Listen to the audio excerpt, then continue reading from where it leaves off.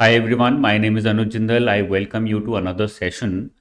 Today we are going to talk about more questions on national income, which are going to be important for your upcoming UPSC Civil Services Prelims 2025.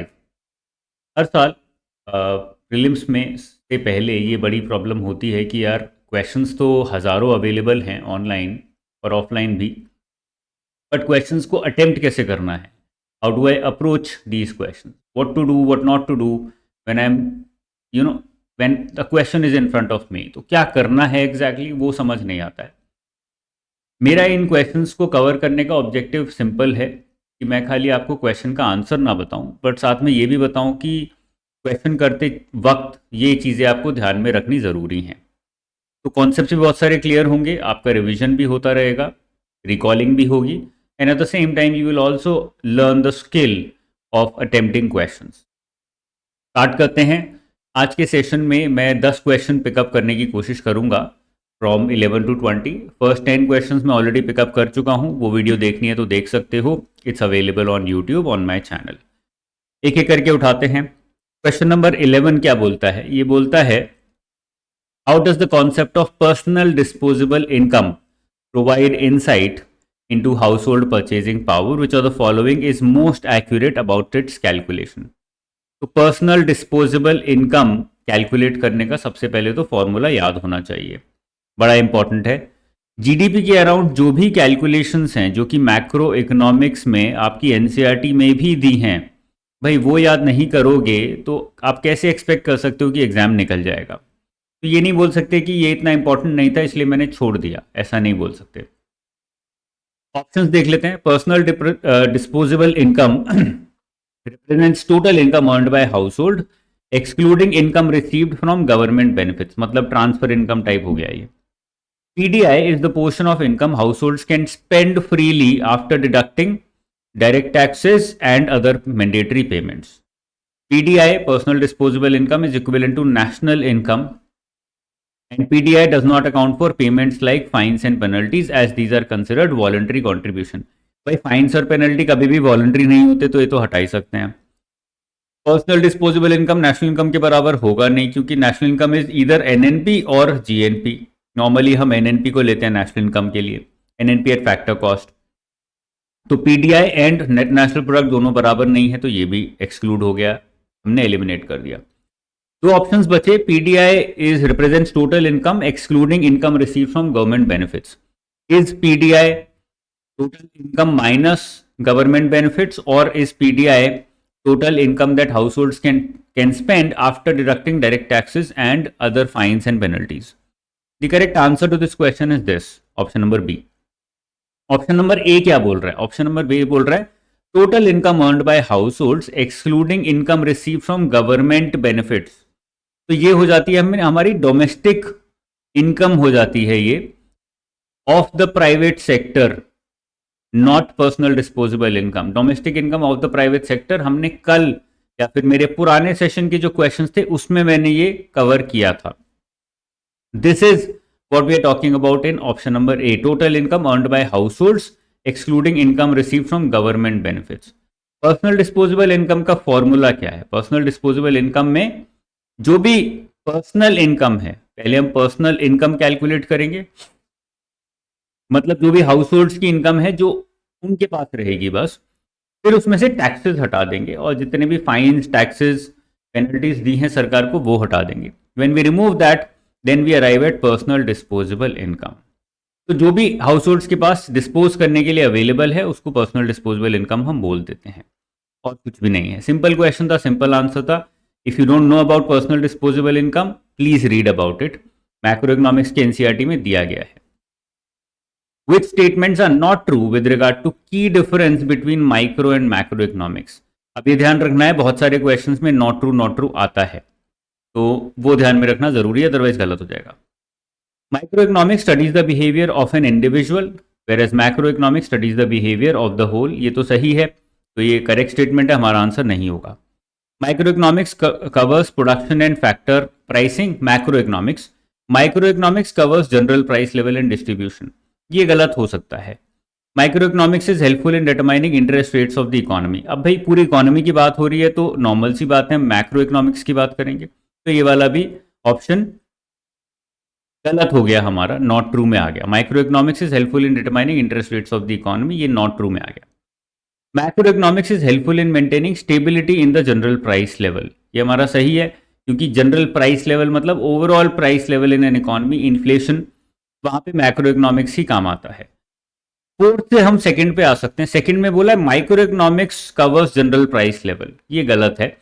पूरी economy की जब price level की बात हो रही है तो macro economics आएगा। माइक्रो इकोनॉमिक्स हाउस होल्ड की बात करता है, तो production in every factory, pricing in every factory, pricing it at every level, micro level, मैं अपने कोर्स की जो प्राइसिंग करता हूं वो सब माइक्रो इकोनॉमिक्स का पार्ट है, तो ये फ्लिप किया हुआ है। तो second is incorrect, third is incorrect, हमारा आंसर हो जाएगा second and third both. Second and third both option number A में दिया गया है। Both of these statements are not correct.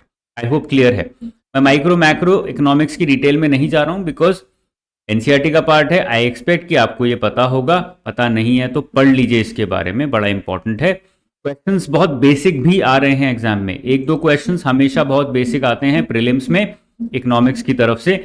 Economics का ओवरऑल वेटेज 15 to 20% है, तो इसलिए बड़ा इंपॉर्टेंट है, इसको इग्नोर नहीं कर सकते। Question number 13, based on the nature of demand and supply and underlying values, economies can be divided into three major types: market economy, non-market economy, mixed economy.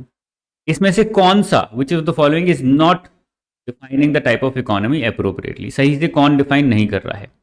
A pure market economy doesn't really exist, ये सही है, actual में pure market economy कहीं exist नहीं करती।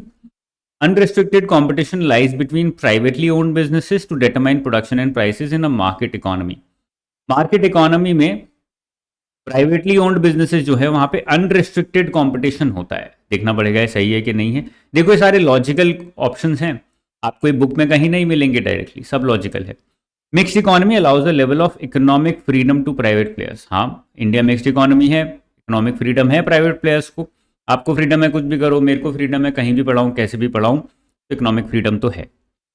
Mixed economy does not allow for governments to interfere in economic activities. Mixed economy में तो सरकार इंटरफेयर करती है, तो ये तो गलत हो गया हमारा ऑप्शन। अब हमसे यही पूछा है not defining the type of economy appropriately, तो ए और सी तो हमारे ऑप्शन नहीं हुए क्योंकि ए और सी तो सही डिफाइन कर रहे हैं। तो आंसर ऑप्शन होगा इधर ओनली डी और या फिर बी एंड डी, ऐसा कुछ हो सकता है। अब यहाँ पे ऐसा कोई ऑप्शन दिया ही नहीं है, है ना, हमारे पास ऑप्शन ही नहीं है, हमें दोनों में से एक चूज करना है। तो हमें पता है कि यार डी तो बिल्कुल हमेशा से इनकरेक्ट ही है।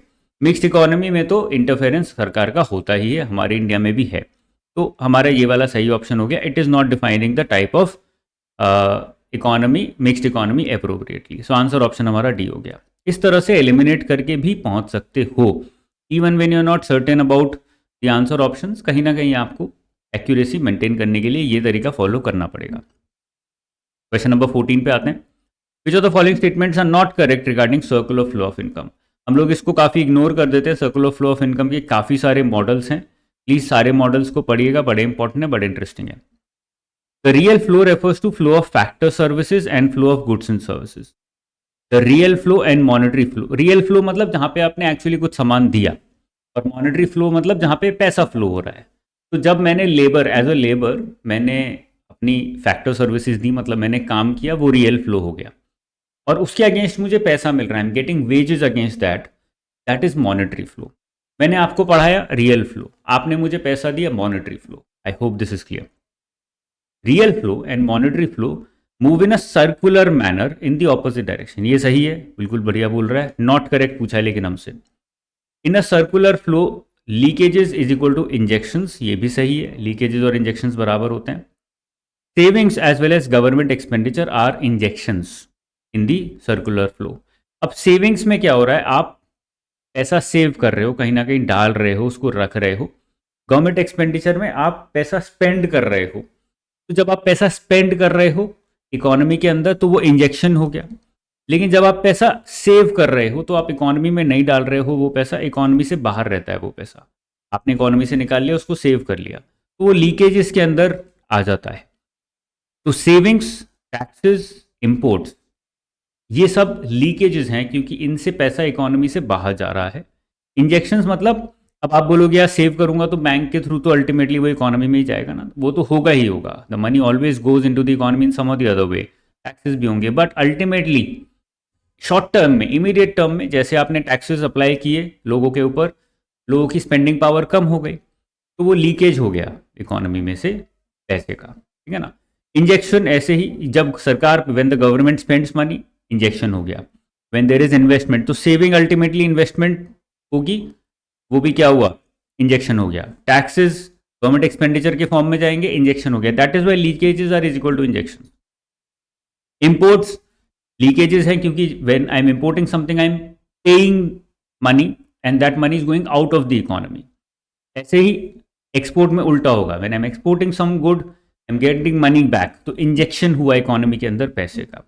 तो ये मेजर एग्जांपल्स हैं, ये इसको याद रखना जरूरी है। तो हमारा फोर्थ वाला गलत हो गया, because saving is a leakage and government expenditure is an injection. B और सी हमें पता था सही है। Real flow refers to flow of factor services and flow of goods and services. Factor services मतलब मैंने लेबर के फॉर्म में काम किया, वो एक फैक्टर सर्विस हो गई। Flow of goods and services मतलब for example I am selling you education right now, education service में सेल कर रहा हूँ, तो ये सर्विस हो गई, तो ये रियल फ्लो हो गया। इसके बदले में जो आप मुझे पैसा दोगे that will be monetary flow. ठीक है, क्लियर है। क्वेश्चन नंबर 14 का आंसर हमें क्लियर हो गया है। क्वेश्चन नंबर 15 पे आते हैं। Which of the following statements are not correct about the various estimates of national income.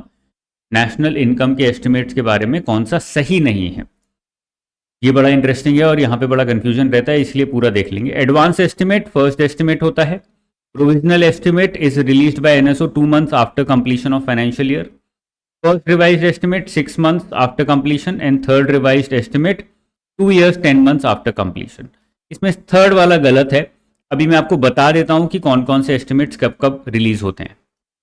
जैसे मार्च 31 को हमारा फाइनेंशियल ईयर एंड होता है, इससे पहले, इस फाइनेंशियल ईयर एंड होने से पहले हम एडवांस एस्टिमेट देते हैं। जैसे अभी बजट आया, बजट में एडवांस एस्टिमेट दिया, ये 2 months before financial year ending में दिया जाता है 1 फरवरी को। इसके बाद आता है provisional estimate. Financial year and होने के 2 महीने बाद मई में प्रोविजनल एस्टिमेट रिलीज होता है। अब ये प्रोविजनल एस्टिमेट भी इसी साल का है। Let's say this is April to March 2020, let's say 2023, 2024 for example. तो 2024 मार्च के बाद मई 2024 में जो आया provisional estimate, that is for this financial year 23-24। उसके बाद फर्स्ट रिवाइज एस्टिमेट आएगा 10 months after financial year ending, मतलब जनवरी 2025 में जो फर्स्ट रिवाइज्ड एस्टिमेट आएगा FRE, that will be for 23-24। उसके बाद सेकेंड रिवाइज्ड एस्टिमेट आएगा फेब्रुअरी में आएगा, ये आफ्टर फाइनेंशियल ईयर एंडिंग।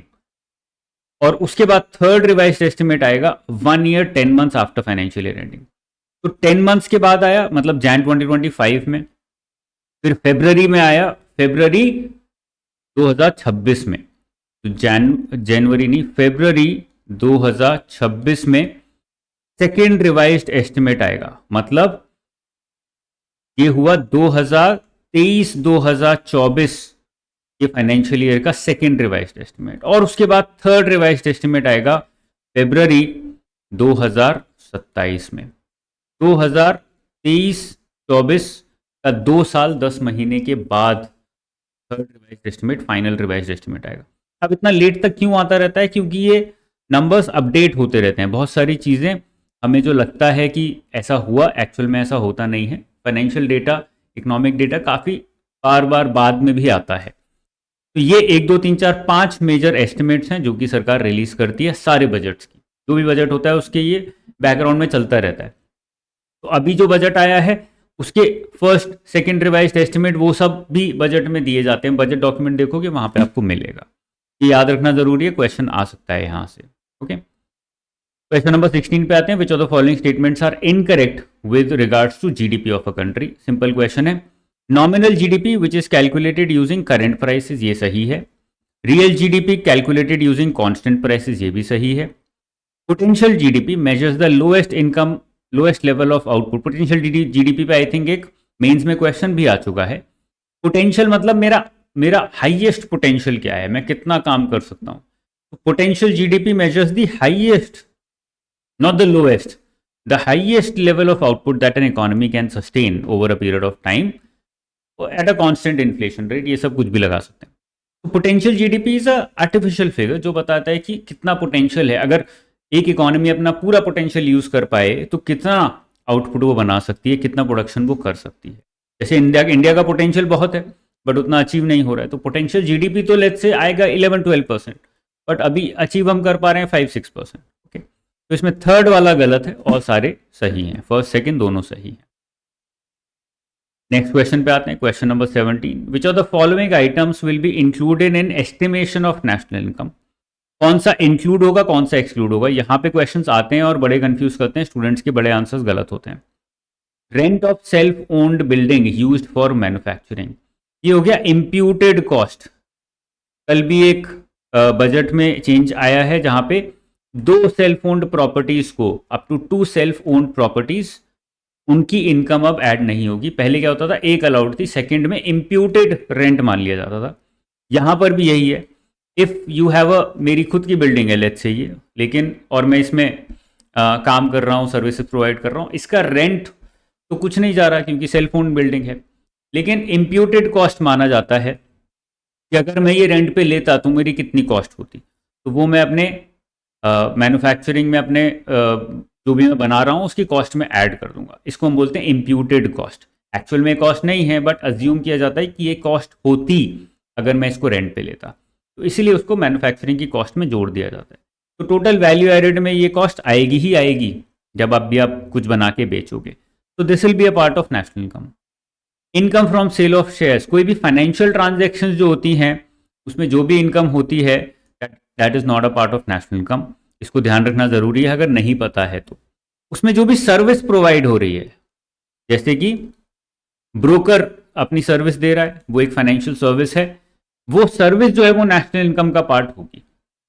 लेकिन मैंने जो भी खरीदा, let's say SBI shares I purchase at 300, sold at 600, जो भी मेरा प्रॉफिट हुआ that will not be a part of national income because actual में there is no production of goods and services. Services of free government dispensary, ये government final expenditure हो जाता है, government का जितना भी एक्सपेंडिचर है उसमें ऐड होगा। और जब एक्सपेंडिचर मेथड हम देखते हैं, expenditure method of calculating national income, उसमें गवर्नमेंट फाइनल एक्सपेंडिचर भी आता है, तो वहां पर ये ऐड होगा, नेशनल इनकम का पार्ट होगा। Interest on public debt, government ने जितना भी लोन लिया है उस पर जो इंटरेस्ट है, is that a part of national income? No, because it's a financial expense. और इससे क्योंकि कोई भी प्रोडक्शन नहीं हुई गुड या सर्विस की, तो इसलिए it is not a part of national income. Expense on electricity bye a factory, अब फैक्ट्री ने कुछ सामान बनाने के लिए इलेक्ट्रिसिटी का खर्चा किया, this is an intermediate expense, intermediate cost और एक्सपेंस। जो भी इंटरमीडिएरी या इंटरमीडिएट कॉस्ट या एक्सपेंस होती है that is not a part of our national income, क्योंकि वो फाइनल कॉस्ट में ऑलरेडी इंक्लूडेड होता है, इसीलिए उसको नहीं लिया जाता है। तो ये सारे हो गए हमारे अलग अलग नेशनल इनकम के एस्टिमेट्स। कौन सा इंक्लूडेड है? फर्स्ट वाला इंक्लूडेड है और थर्ड वाला इंक्लूडेड है, first and third both are included. तो ये हमारे आंसर हो गया ऑप्शन नंबर डी। ठीक है ना, I hope this is clear. आगे चलते हैं, question number 18। Which of the following are not correct with respect to green GDP. Not correct पूछा है, याद रखिएगा। Green GDP is an index of economic growth of a particular country which enshrines environmental consequences. यहाँ पर भी ये आता है कि इकोनॉमिक ग्रोथ का एनवायरमेंट पे क्या इंपैक्ट पड़ेगा, वो ग्रीन जीडीपी का पार्ट हो गया। Green GDP is conventional GDP adjusted for environmental cost, यहाँ पर भी एडजस्ट कर रहे हैं एनवायरमेंटल कॉस्ट, हाँ हो गया। It accounts for monetised loss of biodiversity and cost cost by climate change, ये भी सही है। जो भी क्लाइमेट चेंज की कॉस्ट है, बायोडाइवर्सिटी लॉस होने की वजह से कॉस्ट है, वो सब मोनेटाइज कर दिया आपने। Green GDP is calculated by adding net natural capital consumption to the standard GDP, ये गलत है क्योंकि it is actually not adding, it is just deducting environmental cost. और हमें नहीं पता है नेट नेचुरल कैपिटल कंजम्पशन क्या होता है, तो ये अल्टीमेटली ग्रीन जीडीपी का पार्ट नहीं है। आंसर हो गया हमारा option number D. Question number 19, simple question, formula based question है। नॉमिनल जीएनपी क्या होता है? GNP at constant prices, real GNP, GNP at current prices, GNP less net factor income from abroad. GNP में से NFIA हटा देंगे अगर हम, तो पता नहीं क्या बनेगा, बट जीडीपी में अभी बता देते हैं, जीडीपी में अगर हम net factor income from abroad add कर देते हैं तो जीएनपी बनता है। तो जीएनपी में से एनएफआईए हटा देंगे तो जीडीपी बनेगा। तो नॉमिनल जीएनपी तो नहीं हुआ, तो ये हमने हटा दिया। Real GNP is GNP eight factor cost, ये भी नहीं होगा, क्योंकि रियल और नॉमिनल के डिफरेंस क्या होता है, inflation is the difference between real and nominal. तो हम यहाँ पे रियल जीएनपी में इन्फ्लेशन तो नहीं हटा रहे, तो नॉमिनल के बराबर नहीं होगा। GNP at constant prices, constant prices में हमने इन्फ्लेशन हटा दिया, तो ये भी हमारा रियल जीएनपी ही हो गया। तो A and B option actually same ही है। जीएनपी एट करंट प्राइसेस, इसमें हमने इन्फ्लेशन भी लिया है, क्योंकि हमने प्राइसेस आज के लिए हैं, इसलिए इन्फ्लेशन भी इंक्लूडेड है। अगर इन्फ्लेशन इंक्लूड करोगे तो क्या आएगा, नॉमिनल जीएनपी ही आएगा। तो the answer option is option number C, GNP at current prices nominal GNP. Last question पे आते हैं आज के लिए। Which of the following is an example of transfer payment. कौन सा ट्रांसफर पेमेंट है? ट्रांसफर पेमेंट क्या होते हैं, जहां पर in exchange there is no production of any good और सर्विस, कोई भी गुड या सर्विस का प्रोडक्शन नहीं हुआ है, that is a transfer payment. Okay, free meals in the company canteen, ये company cost to employee cost to company में ऐड कर देगी, एम्प्लॉय की सैलरी में ऐड कर देगी, तो प्रोडक्शन ऑफ गुड और सर्विस तो हो ही रहा है, क्योंकि एम्प्लॉय अपनी सर्विस प्रोवाइड कर रहा है। Employer's contribution to social security, employer जो भी कॉन्ट्रीब्यूट करता है सोशल सिक्योरिटी में, that is also a part of the cost to the company. Employee की सैलरी में वो ऐड होता है, और एम्प्लॉय उसके बदले में आपको कुछ ना कुछ काम दे के दे रहा है, तो वो भी हमारा ट्रांसफर इनकम नहीं हुआ। बस फेयर पेड बाय पैसेंजर, उसके बदले में बस की सर्विस मिल रही है, तो इसलिए ये भी ट्रांसफर इनकम नहीं होगा। ओल्ड एज पेंशन, जब आपको पेंशन मिलती है, when a person is getting the pension, in exchange for that pension he is not doing anything now, he probably did it for 30 years, but अभी कोई भी वो सर्विस प्रोवाइड नहीं कर रहा है। जब उसको पेंशन मिल रही है, that then it becomes a transfer payment. But जब एम्प्लॉयर कॉन्ट्रीब्यूट कर रहा है उसकी पेंशन के लिए, then it is not a transfer payment, क्योंकि जब एम्प्लॉयर कॉन्ट्रीब्यूट कर रहा है पेंशन के लिए, सोशल सिक्योरिटी के लिए, the employee is providing a service to the employer, है ना, उस टाइम पे तो एम्प्लॉयर को सर्विस मिल रही है। बट जब वो रिटायर हो गया, उसके बाद उसको पेंशन मिल रही है, उसके बदले में वो कोई सर्विस नहीं दे रहा है। Old age pension is a transfer payment, क्योंकि अल्टीमेटली जब आपको पेंशन मिल रही है, उसके बदले में आप कोई भी सर्विस दूसरे इंसान को इकोनॉमी में प्रोवाइड नहीं कर रहे हो। तो वन वे फ्लो हो रहा है, टू वे फ्लो नहीं हो रहा है, इसलिए वो ट्रांसफर पेमेंट हो गया। आई hope this is clear. So this is how we are covering, and we've covered 20 questions of national income. Next session में ट्राई करेंगे या तो दूसरे चैप्टर के क्वेश्चंस उठाएंगे, money, inflation, which are equally important for our prelims, या फिर national income के ही कुछ और क्वेश्चंस भी प्रैक्टिस हम कर सकते हैं। Okay, that is all from my side. If you have any questions you can very well ask me in the comment section में, तो डाल सकते हो। I will be more than happy to answer your questions. चाहते हो कि मैं कुछ और भी कवर करूं साथ में, I will try and cover that as well. I will see you very soon, till then take care, bye bye, जय हिंद।